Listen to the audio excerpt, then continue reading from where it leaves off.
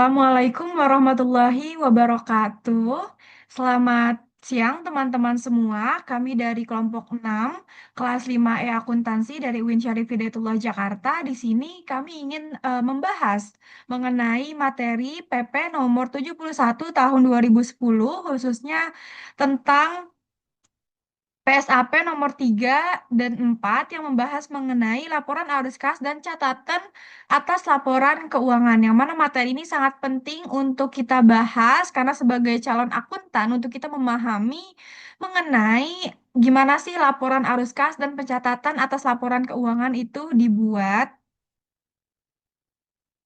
Oke, sebelum lanjut ke materi, alangkah baiknya kita mengenal satu sama lain dulu. Perkenalkan, nama saya Mahrita Aulia Putri dan kedua rekan saya, Zahira Brilian Syakira dan juga Fahri Indrawan. Di sini kita akan membahas mengenai yang pertama ada kas dan setara dengan kas, yang kedua ada entitas pelaporan arus kas, yang ketiga ada penyajian laporan arus kas, yang keempat ada pelaporan arus kas, yang kelima ada bunga dan bagian laba, yang keenam ada perolehan dan pelepasan investasi pemerintah. Yang ketujuh ada transaksi bukan kas. Yang kedelapan ada komponen kas dan setara dengan kas. Yang kesembilan ada pengungkapan lainnya. Dan yang kesepuluh ada struktur dan isi catatan atas laporan keuangan. Yang mana nanti terakhir juga kita akan membahas mengenai jurnal internasional dan nasional.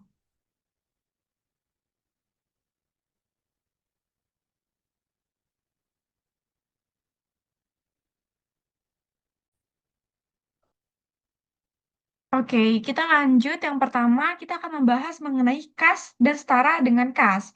Jadi, kas itu merupakan aktiva yang paling liquid atau paling mudah digunakan dalam transaksi sehari-hari. Nah, di dalam konteks pemerintahan, kas digunakan untuk membiayai berbagai kegiatan operasional maupun kegiatan umum. Jadi, bisa dibilang kalau misalkan kas ini merupakan uang yang benar-benar siap digunakan kapan saja gitu. Sedangkan setara kas ini adalah investasi jangka pendek yang sangat liquid. Biasanya dapat dicairkan menjadi kas dan memiliki risiko yang sangat kecil terhadap perubahan nilai. Contohnya itu seperti deposito berjangka yang bisa ditarik sewaktu-waktu tanpa penurunan nilai. Nah, kalau misalkan kita ibaratin gitu ya, kas itu seperti uang tunai yang ada di dompet kita. Kalau misalkan setara kas ini seperti tabungan jangka pendek kita di bank yang bisa kapan aja diambil kalau misalkan kita membutuhkan. Nah, dan setara dengan kas ini sangat penting karena menjadi indikator utama kondisi keuangan pemerintah. Kalau misalnya kasnya cukup gitu ya, berarti pemerintah punya kemampuan gitu untuk membiayai kegiatan dan memenuhi kewajibannya dalam waktu dekat. Oke, next. Ini merupakan selanjutnya adalah entitas pelaporan arus kas.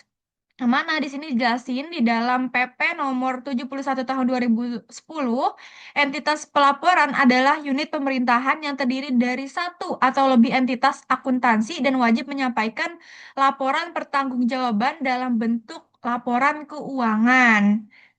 Nah, jadi entitas ini menjadi pihak resmi yang menyusun dan menyajikan laporan keuangan, termasuk laporan arus kas, sebagai bentuk transparansi dan akuntabilitas pengelolaan keuangan negara. Nah, entitas pelaporannya terdiri dari apa aja?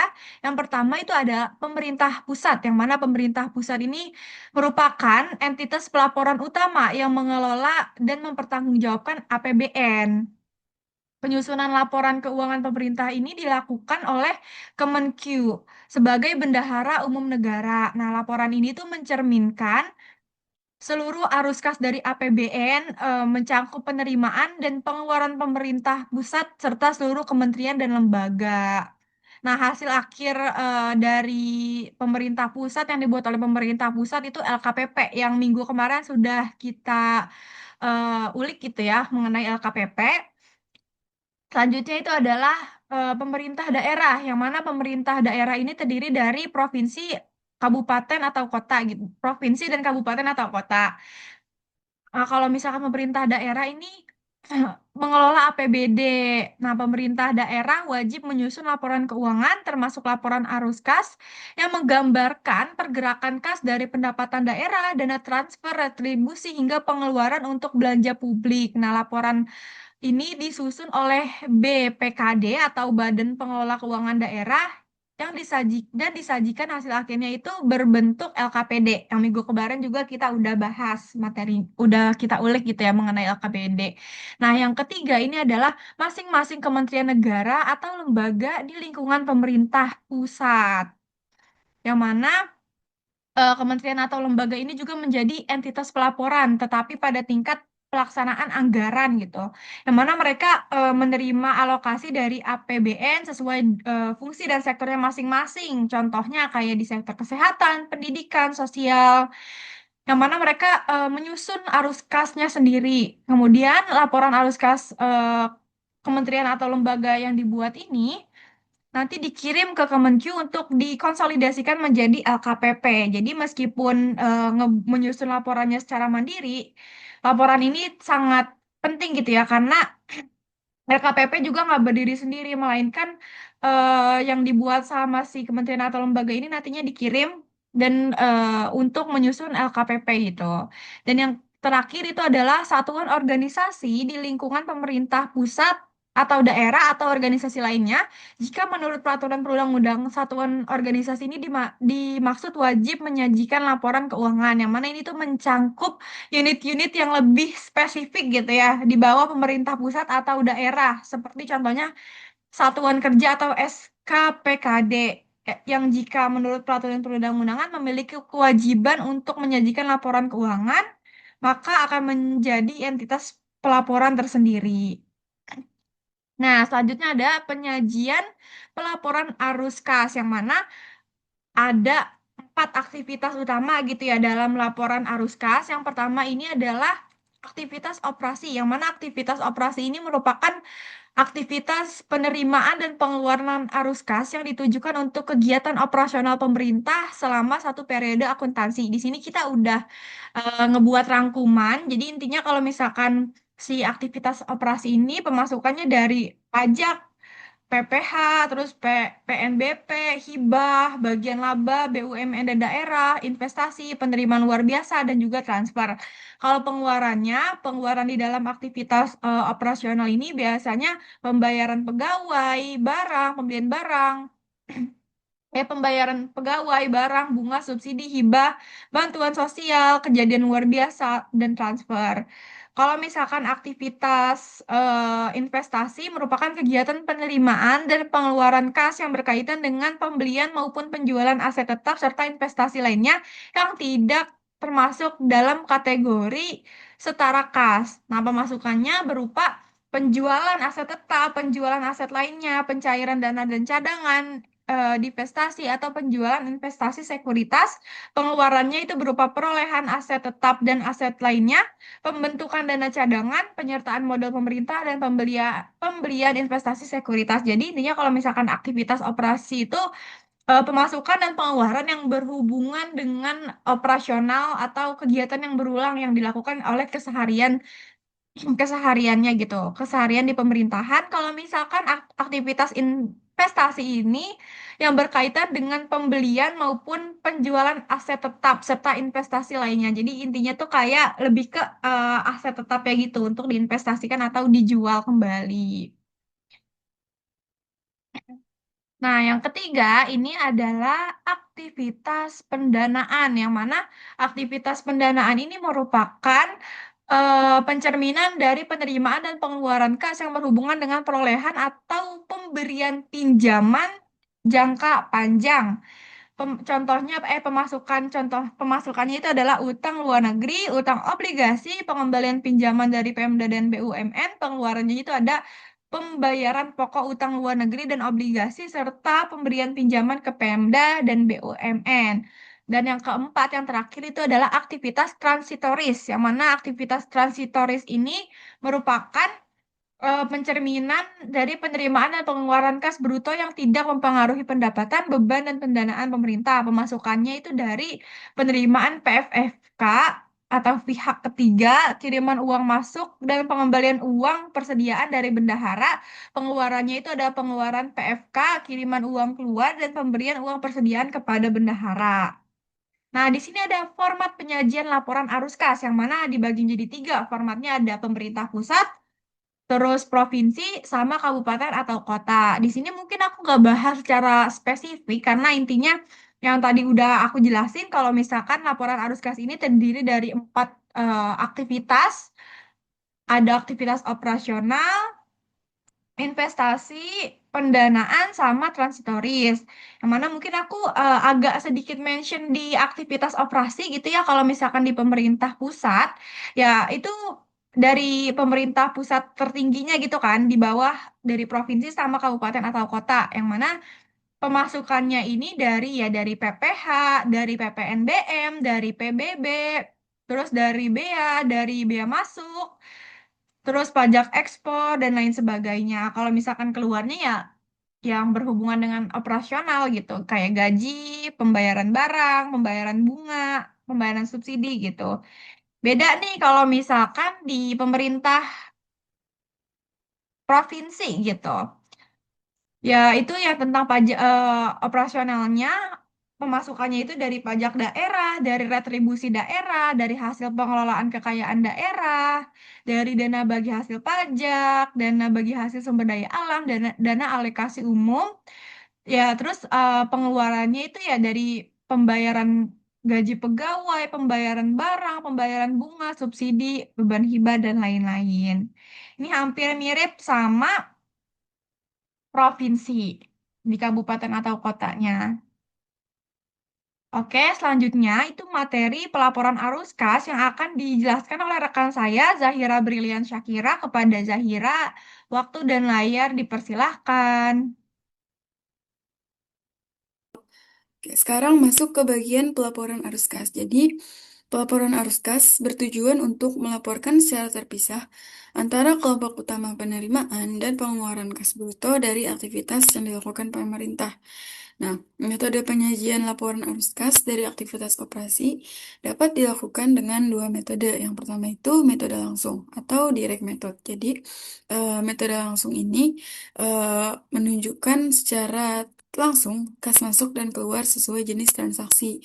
Nah, adapun metode tidak langsung atau indirect method, metode ini dimulai dari angka surplus atau defisit, lalu disesuaikan dengan transaksi yang tidak melibatkan kas seperti penyusutan aset tetap, terus juga perubahan saldo piutang atau utang. Nah, metode tidak langsung ini biasanya digunakan di perusahaan swasta karena mencerminkan hubungan antara laporan laba rugi dan arus kas. Nah, sesuai PSAP, metode langsung lebih disarankan untuk pemerintah pusat maupun pemerintah daerah karena metode langsung ini menyediakan informasi yang lebih baik untuk mengestimasi arus kas di masa depan, lebih mudah dipahami oleh pengguna laporan, dan juga data tentang kelompok penerimaan dan pengeluaran kas bruto dapat langsung diperoleh dari catatan. Oke, selanjutnya pelaporan arus kas atas dasar arus kas bersih atau basis neto. Nah, biasanya kan dalam laporan arus kas itu semua penerimaan dan pengeluaran ditampilkan secara terpisah, secara bruto basis atau basis bruto agar terlihat jelas jumlah kas masuk dan kas keluarnya. Nah, tapi dalam kondisi tertentu, pemerintah boleh menyajikan arus kas secara neto. Artinya, hanya menunjukkan selisih antara kas masuk dan kas keluar dari suatu aktivitas. Nah, kapan boleh menggunakan basis neto? Menurut PSAP, ada dua kondisi utama pelaporan boleh dilakukan dengan basis neto. Yang pertama itu aktivitas atas nama pihak lain. Nah, jika pemerintah bertindak hanya sebagai perantara atau mengelola dana atas nama pihak ketiga, maka arus kas boleh disajikan secara neto. Kenapa boleh neto? Karena dana tersebut bukan milik pemerintah dan entitas pelapor hanya menyalurkan. Nah, kondisi kedua itu transaksi dengan volume tinggi dan perputaran cepat. Jadi, jika transaksi terjadi dalam jumlah sangat besar dan cepat, serta hanya berlangsung dalam jangka waktu pendek, maka boleh dilaporkan secara neto. Nah, dalam kasus seperti ini, rincian transaksi itu tidak terlalu penting karena tidak berdampak besar secara individual. Makanya, pelaporan neto boleh digunakan untuk menyederhanakan tampilan laporan. Tujuan utama pelaporan neto itu adalah untuk menyajikan laporan yang lebih sederhana dan fokus pada informasi material dan relevan. Selanjutnya, arus kas mata uang asing. Jadi, arus kas mata uang asing adalah penerimaan atau pengeluaran kas yang dilakukan dalam mata uang selain rupiah, misalnya dolar US, terus euro, atau yen Jepang, dan lain sebagainya. Nah, karena laporan keuangan pemerintah disajikan dalam rupiah, maka dalam mata uang asing harus dikonversi ke rupiah dulu. Nah, gimana cara mengkonversinya? Nah, jadi setiap arus kas dalam mata uang asing dikonversi ke rupiah dengan kurs atau nilai tukar pada tanggal transaksi terjadi. Misalnya, pemerintah menerima bantuan 10.000 US dollar pada tanggal 1 Mei 2025, yang dimana pada tanggal tersebut kurs sebesar 16.000 rupiah per US dollar. Maka dalam laporan arus kas akan dicatat sebesar 160 juta rupiah. Kayak gitu.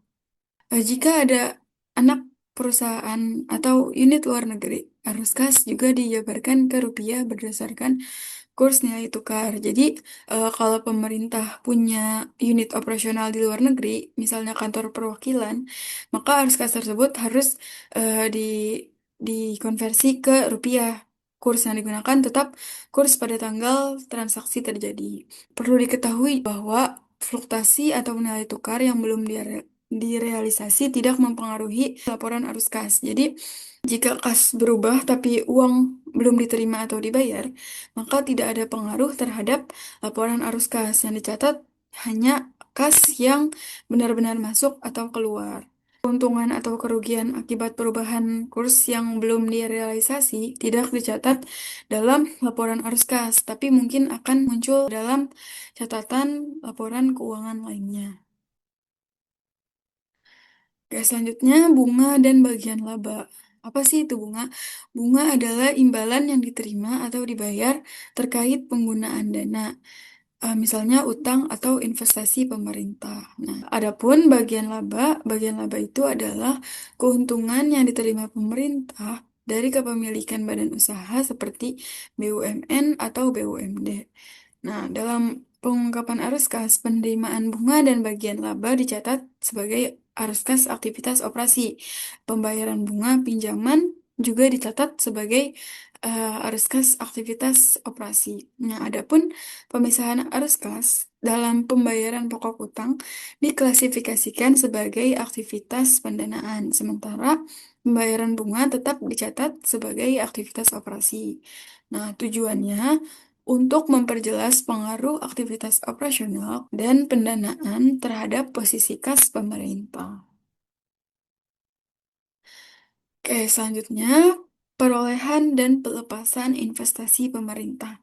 Jadi, definisi investasi itu adalah penanaman modal jangka panjang yang dilakukan oleh entitas pelaporan, baik pemerintah pusat maupun daerah, pada badan usaha atau entitas lain. Nah, tujuannya untuk memperoleh manfaat ekonomi, sosial, dan meningkatkan pelayanan publik di masa depan. Jadi, selain untuk memperoleh keuntungan, investasi pemerintah ini juga bertujuan untuk meningkatkan pelayanan publik, terus juga mendukung pembangunan daerah, serta mendorong pertumbuhan ekonomi. Dalam akuntansi sektor publik, ada dua metode utama untuk mencatat investasi jangka panjang. Yang pertama itu metode ekuitas atau equity method. Nah, metode ini digunakan jika pemerintah punya pengaruh signifikan. Dalam metode ini, investasi akan naik atau turun sesuai dengan bagiannya dalam laba atau rugi entitas tersebut. Nah, yang kedua, metode biaya atau cost method. Nah, digunakan jika pemerintah tidak memiliki pengaruh signifikan. Misalnya, pemerintah cuman punya kepemilikan kecil. Nah, investasi dicatat sebesar jumlah kas yang dikeluarkan dan tidak berubah kecuali ada penambahan investasi atau pelepasan. Selanjutnya, pernyataan pengungkapan atau disclosure. Yang pertama itu jumlah pembelian atau pelepasan. Selanjutnya, Bagian dari harga pembelian atau pelepasan yang dibayarkan dengan kas dan setara kas. Jadi, berapa yang dibayar atau diterima dalam bentuk kas dan setara kas. Yang ketiga, jumlah kas dan setara kas pada perusahaan negara atau daerah dan unit operasi lainnya yang diperoleh atau dilepas. Jadi, kas dan setara kas yang diperoleh dari unit usaha yang diinvestasikan. Nah, yang terakhir, jumlah aset dan utang selain kas dan setara kas yang diakui oleh perusahaan negara atau daerah dari unit operasi lainnya yang diperoleh atau dilepas. Jadi, nilai aset atau kewajiban non-kas yang juga terkait dengan investasi tersebut. Kayak gitu. Oke, selanjutnya transaksi bukan kas. Transaksi bukan kas adalah transaksi yang tidak melibatkan perpindahan uang tunai dalam prosesnya. Jadi, transaksi yang tidak melibatkan pemindahan kas secara langsung, tapi tetap menyebabkan perubahan pada aset, kewajiban, atau ekuitas. Jadi, walaupun tidak ada arus kas yang terjadi, transaksi ini penting dicatat karena berdampak signifikan terhadap proses keuangan entitas. Contoh sederhananya, pemerintah menerbitkan obligasi sebagai surat utang kepada investor.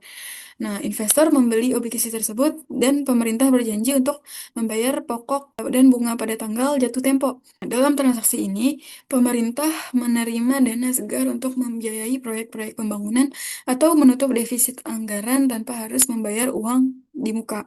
Nah, sebagai gantinya, pemerintah berkomitmen untuk membayar bunga secara berkala dan mengembalikan pokok pinjaman pada saat jatuh tempo.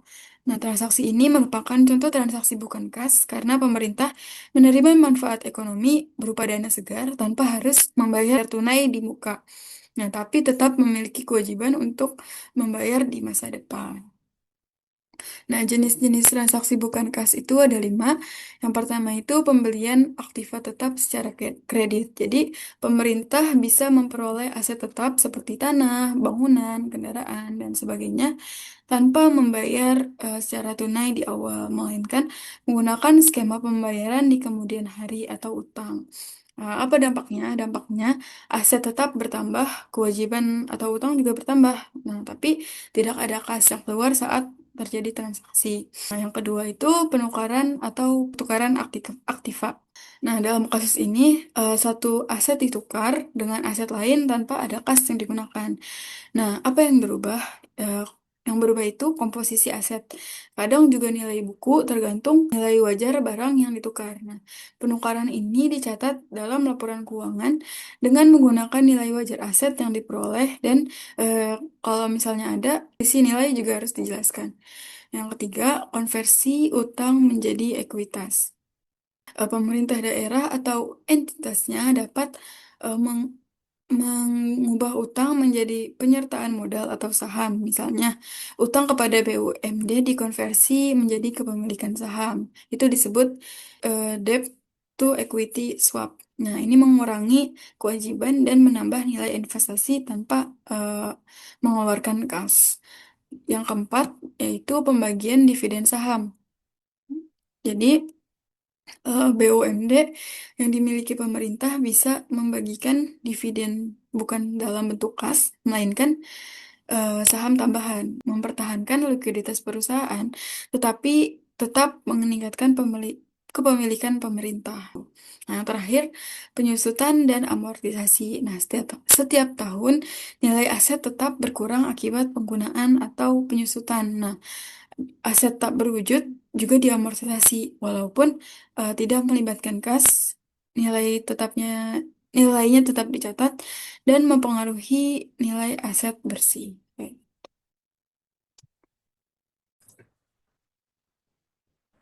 Oke, selanjutnya di sini kita akan membahas terkait dengan komponen kas dan setara kas. Yang pertama itu komponen kas. Komponen kas itu tuh ada tiga. Yang pertama itu ada kas tunai atau cash in hand. Jadi itu merupakan kas atau uang fisik yang dimiliki oleh perusahaan. Yang kedua itu adalah kas in bank, yakni kas yang dimiliki perusahaan dalam bank dan bisa dicairkan kapan saja. Yang ketiga itu adalah kas kecil yang digunakan oleh bank sebagai kebutuhan yang mendesak. Selanjutnya itu ada komponen setara kas. Yang pertama itu ada deposito berjangka atau time deposito. Itu bisa dibilang sebagai investasi jangka pendek buat perusahaan yang jangka waktunya itu kurang lebih 3 bulan. Yang kedua itu ada rekening pasar uang. Nah, rekening pasar uang itu adalah surat berharga yang sangat liquid dan mudah dicairkan dan juga memiliki risiko yang sangat rendah. Next. Oke, selanjutnya itu kita akan bahas terkait dengan pengungkapan. Yang pertama itu ada adequate disclosure. Artinya itu adalah pengungkapan yang cukup. Jadi dia itu tuh kayak pengungkapan informasi yang dilakukan oleh perusahaan untuk memenuhi kewajiban perusahaan tersebut dalam menyampaikan informasi. Yang kedua itu adalah fair disclosure, itu pengungkapan yang wajar. Jadi pengungkapan yang dilakukan oleh perusahaan untuk menyajikan sejumlah informasi baik laporan keuangan dan lain-lainnya agar menghasilkan penyajian yang wajar. Selanjutnya itu ada full disclosure atau penyajian lengkap. Jadi penyajian lengkap ini merupakan penyajian yang digunakan penyajian yang bisa dibilang menyajikan semua informasi yang relevan, yang informasinya itu digunakan oleh perusahaan maupun masyarakat di luar perusahaan tersebut, sehingga informasi itu diwajibkan ditambah dengan informasi lainnya yang bersifat sukarela gitu. Selanjutnya itu ada CLK. CLK itu bisa dibilang sebagai catatan atau informasi tambahan terkait hal-hal yang tersaji dalam laporan keuangan.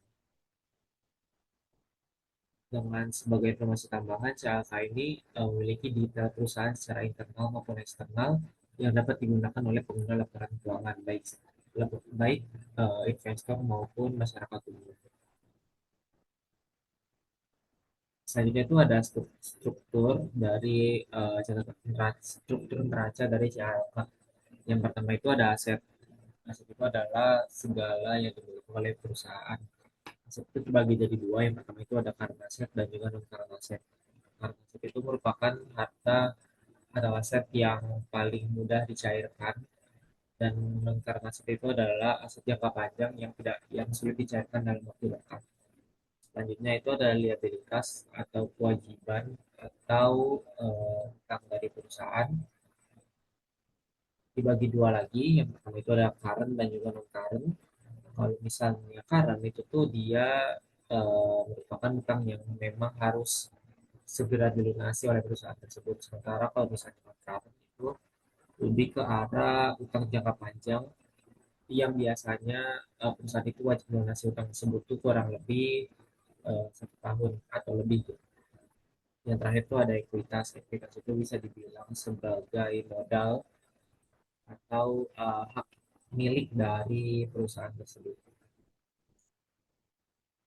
Oke, di sini ada contoh dari laporan CLK dari Bank Syariah Indonesia. Di sini bisa dilihat ada beberapa kategori yang tersaji. Yang pertama itu ada informasi umum terkait Bank Syariah Indonesia, ada struktur dan manajemennya, dan biasanya memang CLK itu diletakkan setelah laporan posisi keuangan gitu. Jadi seperti yang tadi dijelaskan juga, kalau misalnya memang CLK itu sebagai bukti pendukung dari catatan atas CLK ini sebagai bukti pendukung dari laporan keuangan gitu, yang bersifatnya itu mau internal maupun eksternal. Ini ada contoh di ekuitasnya, di sini juga ada modal dan lain-lainnya. Kita masuk ke jurnal nasional. Jadi jurnal nasionalnya adalah penerapan penyajian laporan keuangan berdasarkan PP nomor 71 tahun 2010 pada Badan Persatuan Bangsa dan Politik Kabupaten Boyolali. Dari jurnal itu Jurnal Ilmu Manajemen dan Akuntansi volume 11 halaman 222 sampai 234 dengan tahun terbit 2023. Penulisnya itu ada Noviati Rahmayati, Alean, dan Nurasi. Dengan tujuannya itu adalah mengetahui penerapan penyajian laporan keuangan berdasarkan PP nomor 71 tahun 2010. Dengan subjeknya itu ada Badan Persatuan Bangsa dan Politik. Dengan metodenya itu ada deskriptif, dengan pendekatan kualitatif, observasi, wawancara, dan juga dokumentasi. Dengan pengenalan jurnalnya itu, penelitian ini membahas terkait dengan SAP yang berbasis dengan aktual PP nomor 71 tahun 2010 untuk meningkatkan kualitas laporan keuangan pemerintah daerah. Sedangkan sumber jurnal ini adalah artikel dalam Ecobis, yakni Jurnal Ilmu Manajemen dan Akuntansi pada Desember tahun 2023. Isinya, isi review terhadap jurnal ini tuh, jadi penelitian dilakukan menunjukkan bahwa Bagas Bangko Boyolali telah menerapkan PP nomor 71 2010 sejak tahun 2015 dengan laporan keuangan yang disajikan itu mencakup 5 komponen: laporan realisasi anggaran, laporan operasional, perubahan ekuitas, neraca, dan juga CALK. Dengan faktor yang mempengaruhi penerapan ini meliputi SDM, organisasi, fungsional, dan beberapa kendalanya itu ada di kurangnya pelatihan SDM dan juga sosialisasi. Jadi kesimpulannya adalah PP nomor 71 2010 itu sudah sangat sesuai meskipun terdapat beberapa kendala teknis dan juga SDM. Sehingga Bagas Bangpol ini tidak menyusun laporan arus kas dan laporan perubahan saldo anggaran lebih karena kewenangannya ada pada pemerintah kabupaten atau kota. Sehingga penelitian ini itu merekomendasikan bahwa adanya peningkatan pelatihan dan juga sosialisasi agar kualitas laporan keuangan tersebut dapat meningkat. Selanjutnya itu ada di jurnal internasional dengan judulnya adalah An Evaluation of Financial Statement Quality versus Post IFRS 7 IFRS 7 Implementation The Case of Iraqi Banking Industry. Dengan jurnalnya adalah Discover Sustainability, halaman 227 volume 5 tahun 2024, dengan penulis ada Esra Ahmad, Ahmad Abdul Rahman, Sarah, dan juga Abdal Wali, dengan tujuan untuk membandingkan kualitas laporan keuangan di industri perbankan Irak sebelum dan sudah implementasi standar pengungkapan instrumen keuangan. Dengan subjeknya itu adalah 24 institusi perbankan Irak yang ada di Irak yang terdaftar di publik. Metode penelitiannya itu ada analisis konten kuantitatif, terus ada menggunakan indeks pengungkapan NIC atau Richmond Center for Economics. Pengenalan jurnalnya itu jurnal penelitian yang memiliki relevansi dengan implikasi bisnis dan kebijakan dalam laporan keuangan.